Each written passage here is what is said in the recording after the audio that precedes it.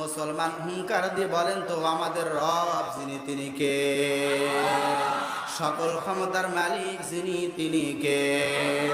আল্লাহ পাক রব্বুল আলামিন বলেন ইন্নাল্লাহা আলা কুল্লি শাইইন কাদির।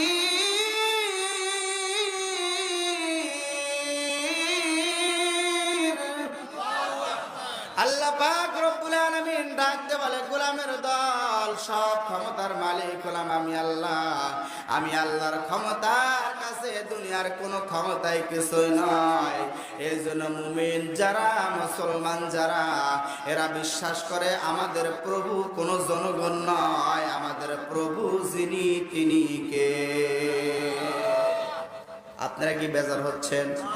রাগ করতেছেন নাকি? আর 10-5 মিনিট যদি বলি আপনারা থাকবেন না চলে যাবেন? কারা কারা চলে যাবেন একটু হাত তুলে দেখান তো, হুজুর আমরা চলে যাব। লিল্লাহি তাকবীর, লিল্লাহি